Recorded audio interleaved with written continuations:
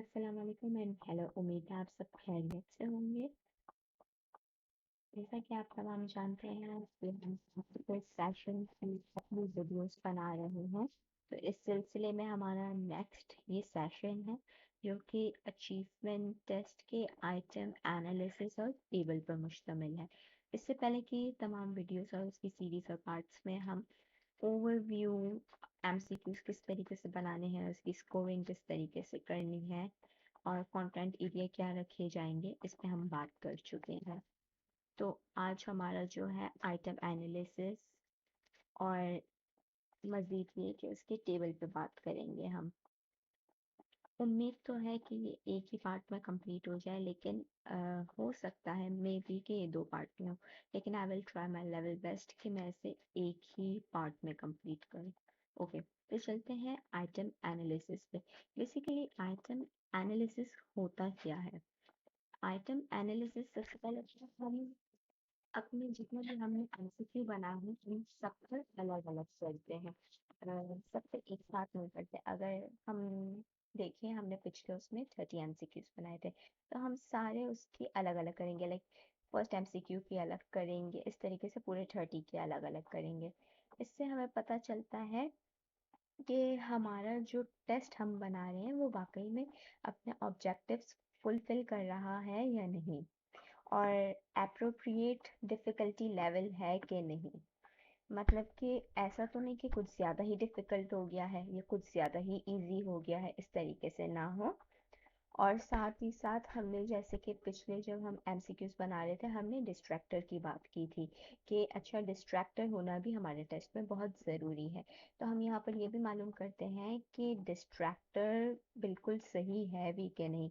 ऐसा नहीं कि कोई बहुत ही आसान डिस्ट्रैक्टर हो जिससे इजीली कोई भी सॉल्व कर ले हमारा टेस्ट, ऐसा नहीं होना चाहिए। तो आइटम एनालिसिस यही एनालाइज करता है। अब इसके लिए आइटम एनालिसिस के लिए सर्टेन प्रोसीजर है। सबसे पहले तो हम देख अपने जितने भी लोगों पे हम एडमिनिस्टर कर रहे हैं टेस्ट, 20 या 30 है जितने भी, इन केस 20 पे कर रहे हैं, हम 20 स्टूडेंट्स पे कर रहे हैं।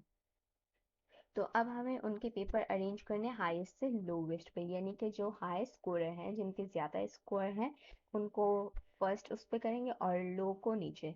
हम इस तरीके से करते हैं, हाई हाई हाई लो लो लो, इस तरीके से। ठीक। अब देखा जाएगा 25% high scorer and 25% low scorers, यानी कि highest scores and lowest scores. 25 and 25 is 50। ठीक, यानी कि हम 25 हाई स्कोरर्स रखेंगे एंड 25 लोवेस्ट स्कोरर्स रखेंगे। ये तो हो गए 50, लेकिन जो मिड का 50 होगा उसको हम कट कर देंगे। ठीक। अब इसे हम टेबल की शक्ल में बनाएंगे और अपना आइटम एनालिसिस करेंगे, उसकी डिफिकल्टी लेवल और उसका डिस्क्रिमिनेशन लेवल चेक करेंगे। ठीक। अब यहाँ पर आप देख सकते हैं कि किस तरीके से ये टेबल बनाया गया है। इसके अपर ग्रुप एंड लोअर ग्रुप, ये अपर ग्रुप कहाँ से है, लोअर ग्रुप कहाँ से है, ये हम थोड़ी देर के बाद डिस्कस करते हैं। लेकिन इससे पहले हम बात करते हैं आइटम डिफिकल्टी इंडेक्स के हवाले से। अब आइटम डिफिकल्टी इंडेक्स, हमें नाम से ही जाहिर हो रहा है कि हमने जो आइटम बनाया है बेसिकली वो कितना डिफिकल्ट है, वो उसका डिफिकल्टी लेवल चेक करते हैं।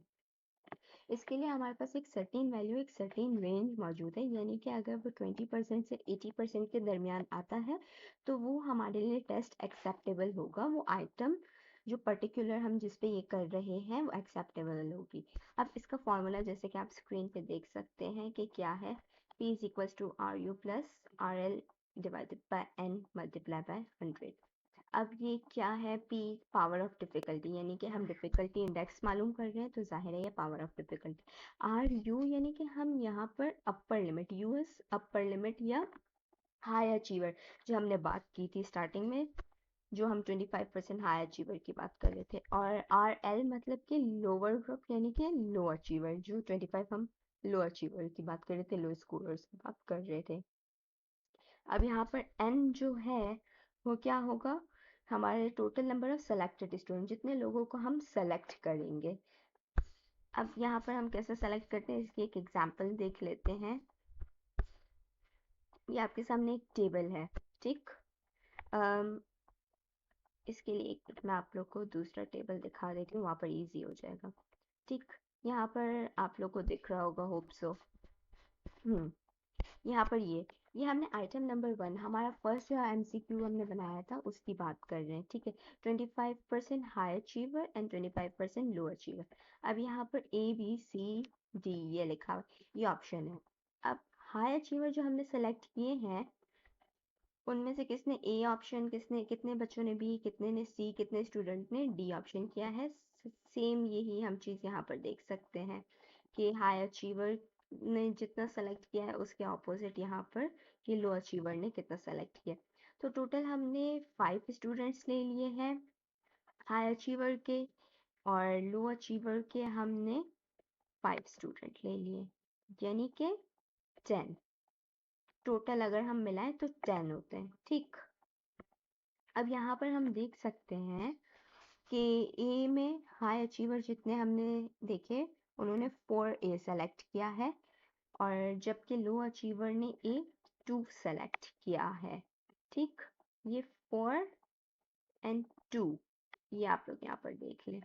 ठीक, अभी मैं जो आप लोग को टेबल बता रही थी हम उस पर बाद में बात करेंगे। जो मैं कह रही थी वो बेसिकली यही है, ये जो आपका टेबल है इस पे ये जो 4 और ये 2 ये इसी तरीके से एंड सो ऑन, ये जितने भी हैं ये इसी तरीके से कैलकुलेट करके आप देखेंगे आप लोग का जो आप लोग ने एडमिनिस्टर किया होगा टेस्ट उसके हिसाब से। एंड ये पूरा जितने भी 30 आइटम्स आपके थे एमसीक्यू तो उसके हिसाब से ये चलेंगे। ठीक, अब हम वापस आइटम डिफिकल्टी इंडेक्स पे आ जाते हैं।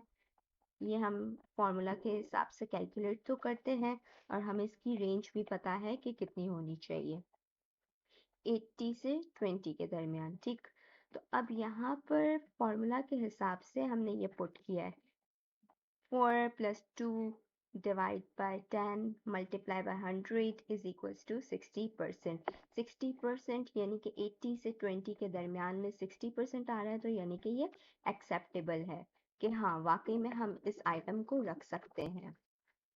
अब बाकी ये 4, 2 और 100 तो हमें समझ है कि ये 10 कहाँ से आया है। ये 10 basically total number of student, ये यहाँ पर हमने देखा था 5 high achiever 5 low achiever and then इनका टोटल सम करें तो 10, तो इस तरीके से 60%। अब आइटम डिस्क्रिमिनेशन इंडेक्स, इस पर बात करें तो ये आप स्लाइड पर वापस लेकर चलती हूँ। जी, तो यहाँ पर आ गए आइटम डिस्क्रिमिनेशन इंडेक्स। बेसिकली ये हाई स्कोरर और लो स्कोरर के दरमियान डिस्क्रिमिनेट करता है, और सेम इसका भी हमें पता है रेंज, अगर उस रेंज में आना चाहिए तो हम टेस्ट को एक्सेप्टेबल कहेंगे, यानी 80% से 20%। वो 20 से 80 था, ये 80 से 20 इस तरीके से। ठीक, और इसका हमारे पास फॉर्मूला है D is equals to RU minus RL divided by N multiplied by 100। RU, RL, N और 100 हमें इनका पता है। अब D is power of discrimination, और ऊपर जो हमारे पास था वो था P, यानी कि power of difficulty, यानी कि हम इसमें difficulty index मालूम कर रहे थे और इसमें हम डिस्क्रिमिनेशन इंडेक्स मालूम कर रहे हैं कि आपस में हाई अचीवर और लो अचीवर का आपस में क्या डिस्क्रिमिनेशन है, और वही हम 25% हाई अचीवर लेंगे और 25% लो अचीवर लेंगे। इसकी हमें रेंज भी पता चल गई कि 80 से 20% के दरमियान आएगा। अब इसकी भी एग्जाम्पल सेम उसी टेबल से ले लेते हैं, हमारे पास ये टेबल आया था। अब हम इनकी वैल्यूज पुट करेंगे तो हमारे पास 20% आ गया है। तो 20% आ गया, इसका मतलब कि ये बिल्कुल एक्सेप्टेबल है क्योंकि ये रेंज के दरमियान आ रहा है, 20 से 80% यानी 20% आया। अब इसकी हम एनालिसिस कर लेते हैं पर्टिकुलरली। इसकी एनालिसिस हम किस तरीके से करेंगे कि हम यहाँ पर देख सकते हैं कि ये एक्सेप्टेड है 60%, क्योंकि 80 से 20% की रेंज में आ रहा है, यस, तो ये एक्सेप्टेड है। और डिस्क्रिमिनेशन इंडेक्स 20 से 80% की रेंज है और ये 20% आ रहा है, तो yes it is also accepted. तो अब ये तो हमें पता चल गया। अब इसके साथ साथ हम ये भी देखेंगे कि ऑप्शन ABCD, तो इसमें जो करेक्ट आंसर है वो हमें पता है बी है। ठीक, तो इसका मतलब A, C और D, यानी कि ये A, C एंड D, तो ये हमारे अच्छे डिस्ट्रैक्टर होने चाहिए। अब क्या वाकई में ये अच्छा डिस्ट्रैक्टर है? तो हमें कैसे पता चलेगा? ए 4 and 2 यानी कि यस, वाकई इतने ज़्यादा लोगों ने, इतने ज़्यादा स्टूडेंट सेलेक्ट किया है, तो यस इट इज़ गुड। सी का देखा जाए तो 1 and 1, तो इट इज़ ऑल्सो गुड।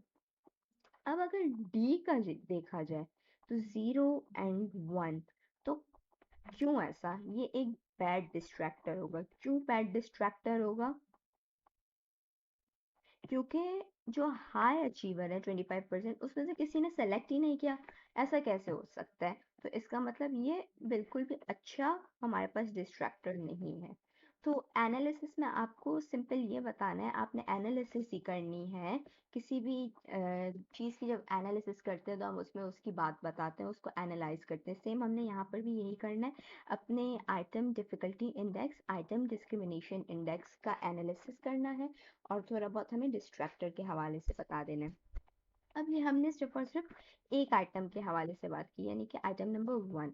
अब इस तरीके से आपने अगर 30 एमसीक्यू किए हैं, तो आपको हर एमसीक्यू के हवाले से हर आइटम के, यानी item 2, 3, 4 and so on till item number 30, item analysis करनी। आइटम एनालिसिस कैसे करनी है? आपके पास ये ऑप्शन जैसे रिस्पॉन्स वगैरह आएंगे, उसमें से हाई अचीवर, लो अचीवर आप लेंगे, कितने लोगों ने करेक्ट ऑप्शन दिया है, कितने डिस्ट्रैक्टर हैं, इस तरीके से आप करेंगे। इसके साथ साथ फॉर्मूला लगाएंगे आइटम डिफिकल्टी इंडेक्स का और आइटम डिस्क्रिमिनेशन इंडेक्स का, और उसकी एनालिसिस करेंगे जैसे मैंने भी आपको बताई। और ये हर एक पर्टिकुलर आइटम के लिए होगी, लाइक 1 से लेकर 30 तक हर आइटम के लिए, ठीक। और इसके बरक्स हमारे पास नेक्स्ट चीज़ क्या आती है? यहाँ पर हम एनालिसिस। अब फाइनल टेबल की बात करते हैं। फाइनल टेबल एक तो आप यहाँ स्लाइड में भी देख सकते हैं, और एक अलग से जो सिंपल हम यहाँ पर देख लेते हैं। अब यहाँ पर हर item, like item 1, 2, 3 so on item 30 तक आप करेंगे।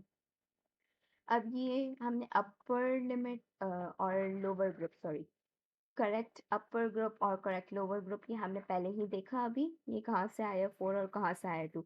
अब इसके जो साइड पे लिखा हुआ है, जहाँ पर हमारे पास डिफिकल्टी पी एंड डिस्क्रिमिनेशन, अभी हमने जैसे स्लाइड में देखा था, ये डिस्क्रिमिनेशन इंडेक्स हमने जो मालूम किया, यानी कि ये डी डिस्क्रिमिनेशन इंडेक्स और डिफिकल्टी इंडेक्स पी।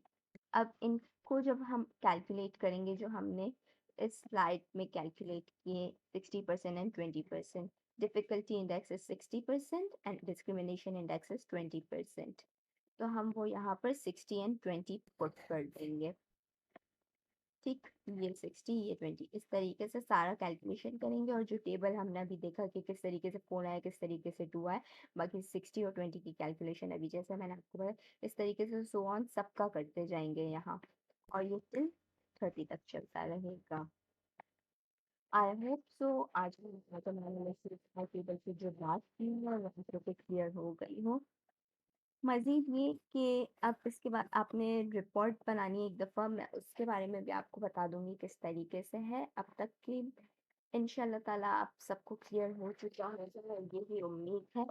तब तक के लिए जिनको आप ये शेयर कर सकें उनको शेयर करें, ताकि जिनको डिफ़िकल्टी है वो इजीली ये रिपोर्ट बना सकें।